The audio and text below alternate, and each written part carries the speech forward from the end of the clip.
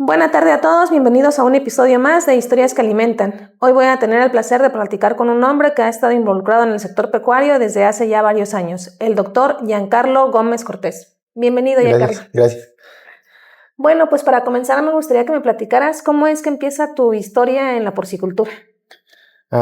Bueno, el inicio en la porcicultura no fue directamente la porcicultura como tal, sino que empezamos con temas de siembra de hortalizas, compostaje, reciclar muchos de los residuos orgánicos de ahí de la región de donde somos, que es en Miahuatlán.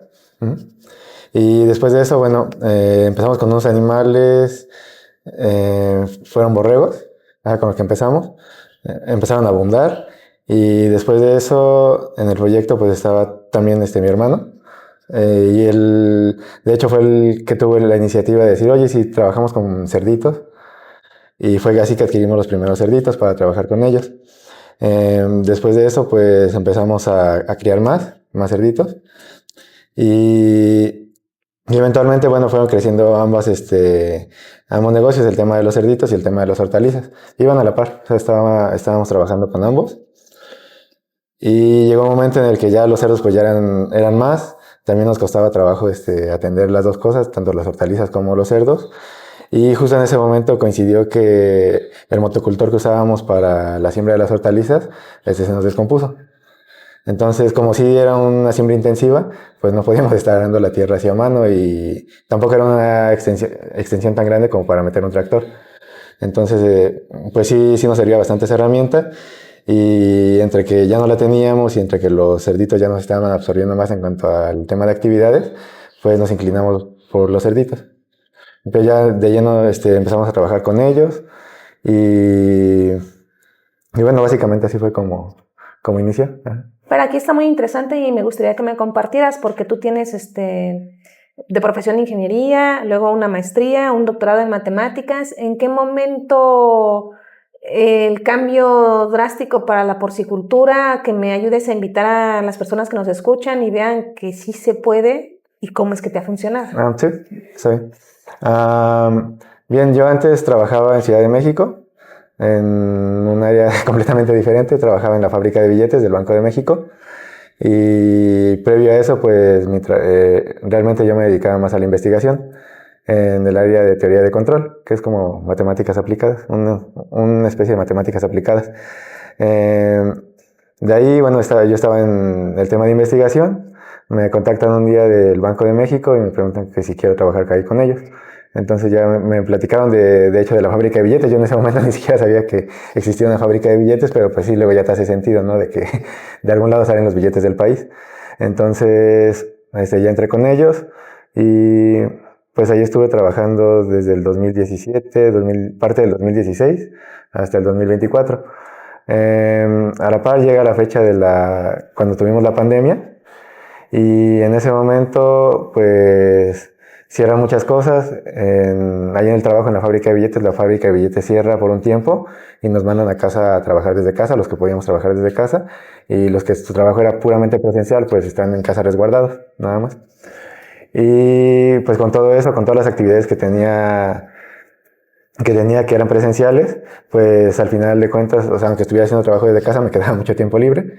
Lo mismo le pasó a mi hermano. Y empezamos a leer sobre temas de agricultura, temas de todo este ciclo de la granja, tanto los animales como los desechos y las hortalizas, y cómo se hacía todo el ciclo. Bueno, en fin, leímos un montón de libros sobre esos temas. Y a la par había un problema en Miahuatlán, que ahorita ya se va atenuando, que es el tema de la basura. O sea, la basura durante mucho tiempo se quedaba luego en las calles porque no pasaban a tiempo a recogerla, por diversos factores, ¿no? Dentro de eso, pues la basura orgánica atrae mucho a los perritos. Entonces los perritos van y destrozan ahí todo, y entonces todo es un regadero. Entonces pensábamos que podíamos ayudar con el tema de la basura orgánica haciendo un servicio de recolección y realizando la composta, pensando en que esa composta nos iba a servir para hacer la siembra de las hortalizas, o sea, como abono, ya después de trabajar. Y Y entonces, bueno, estuvimos trabajando con eso en el tiempo de la pandemia. En mi caso fue hasta septiembre, que fue cuando ya tuve que regresar a las instalaciones a trabajar. Y, y ya, mi hermano, él en ese momento él estaba haciendo el primer año de la maestría, pero a distancia porque él iba a hacer su maestría en Rusia.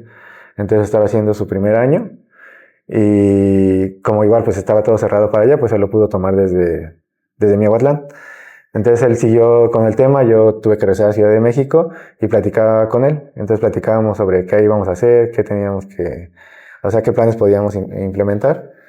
Y ya, estuvimos con eso, él se quedó en Miahuatlán. Y yo en las vacaciones que podía tener, pues ya aprovechaba y me iba para Miahuatlán para meterme allá a la granja, ¿no? En lo que pudiera. Después de eso, ya en el 2024, pues ya, o sea, el tema ya era más intenso y ya había personas trabajando con nosotros, porque al inicio pues era mi hermano y había una persona más que nos ayudaba, pero ya después con la carga de trabajo y eso, y también conforme se empezaron a generar ingresos, pues ya pudimos contratar más personas. Y llegó un momento en el que ya mi hermano pues como que ya no se daba tanto abasto y veíamos que estaba creciendo el negocio. Entonces en 2024 pues quien era mi esposa en ese entonces, ella se regresó a Miahuatlán y estuvo trabajando con temas del proyecto también, ahí ayudando a mi hermano. Ya después de eso, como veíamos las cosas, pues ya necesitábamos también, o sea, no solo un trabajador más, sino que alguien que también pudiera estar ahí en vivo para la toma de decisiones. Y junto con algunos factores externos en términos del trabajo, de cómo estaba la situación ahí, pues ya yo decidí, junto con mi familia, que iba a dejar el trabajo allá en la fábrica de billetes. Y fue que ya regresé para Oaxaca, que, o sea, sí estaba dentro de mis planes regresar en algún momento, pero bueno, ahí lo adelanté un poquito. Lo adelanté un poquito y fue que ya empezamos de lleno con el tema de la granja. Ajá. ¿Qué reto te has enfrentado en la porcicultura?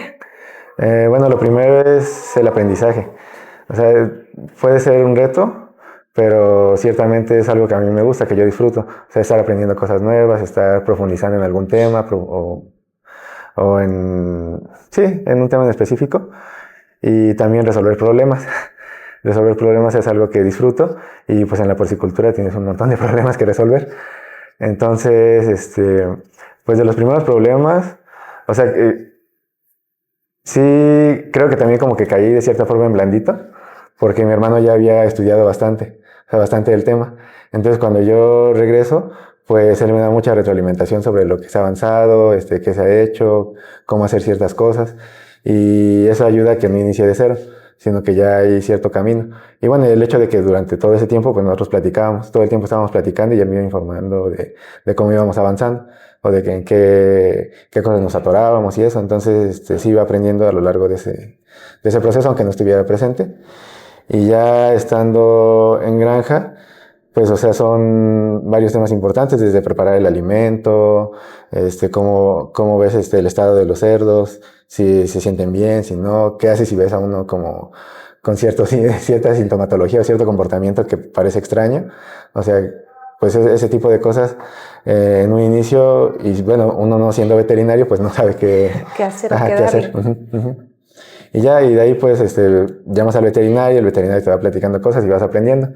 Y ya, que no quiere decir que no necesites al veterinario, ¿no? Sino que vas aprendiendo cosas que te ayudan a ya poder tú atender los temas de manera independiente. Ajá.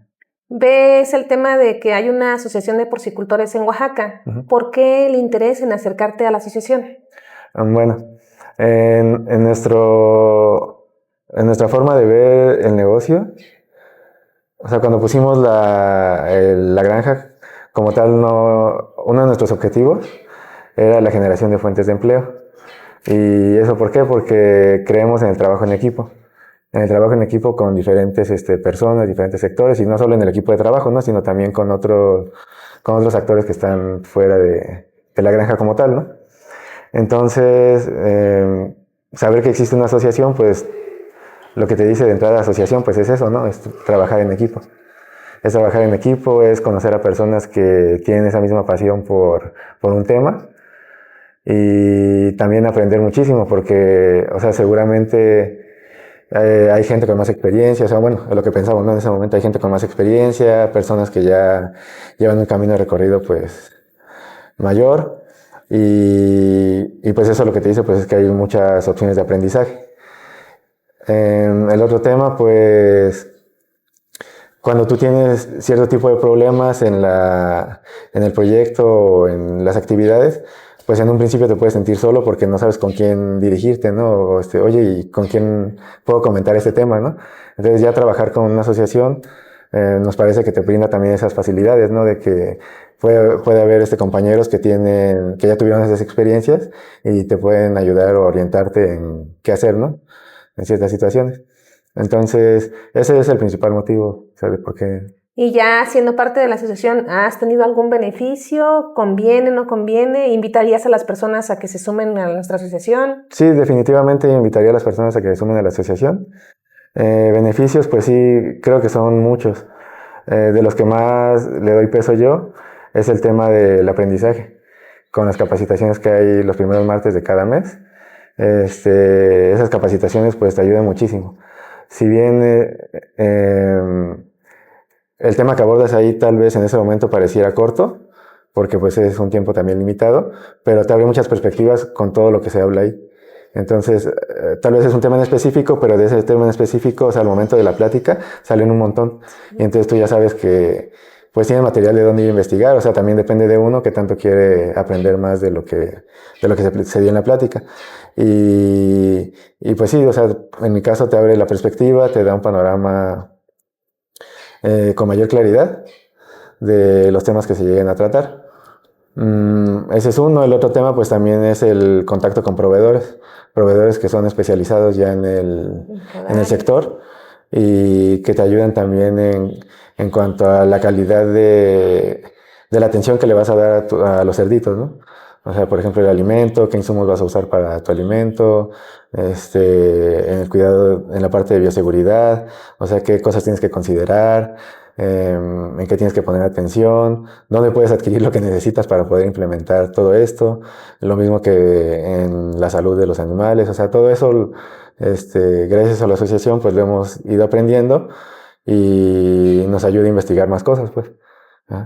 Ya te pregunté qué retos son los que te has enfrentado, algunos, ahora te preguntaría lo contrario. Me imagino que has tenido alguna satisfacción ya al estar en este sector, ¿nos podrías compartir alguna? Sí, de las satisfacciones, bueno, pues es ver cómo va desde, o sea, la parte que trabajamos ahorita, el tema de los lechones, hasta la parte de finalización, es una de las satisfacciones, ¿no? Cuando ya llegas al cerdito finalizado. Pero en nuestro caso, bueno, la cadena llega hasta la mesa, ¿no? O sea, hasta cuando le vendemos la carne a las personas que la van a consumir. Entonces, pues tú escuchas los comentarios de los clientes que te dicen de tu carne y que la valoran. O sea, que te dicen que está muy rica, que es muy suave. O sea, muchas personas te llegan y te dicen, oye, tu carne se cocina bien rápido, ¿no? No tardo horas ahí en estar cocinándola. O está muy rica, o sea, ese tipo de cosas pues también es satisfacción y sabes que tú le estás entregando un producto de calidad a las personas. Eso es otra pregunta aparte, tus amigos, tu familia, ¿qué te comenta o qué te dice? ¿Ahora eres porcicultor?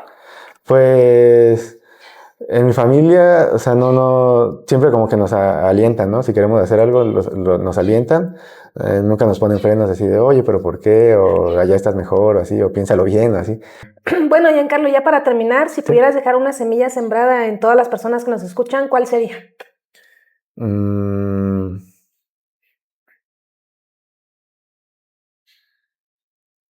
Para mí sería la mejora continua, en el sentido de que siempre buscas tanto la mejora para los que están a tu alrededor como para ti. O sea, pues uno empieza por sí mismo para poder esparcirlo hacia alrededor, que es como básicamente, ¿no? Crece el árbol y luego da sombra, ¿no? Así. Entonces, ese sería para mí el hecho de la mejora continua.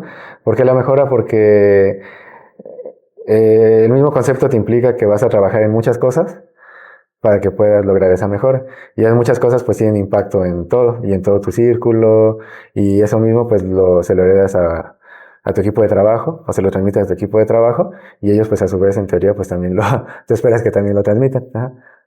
Pues Giancarlo, ha sido un placer estar platicando esta tarde contigo, pero estamos en contacto. Sí, muchas gracias por la invitación y gracias, ingeniero, sí, para todos. Sí. Gracias.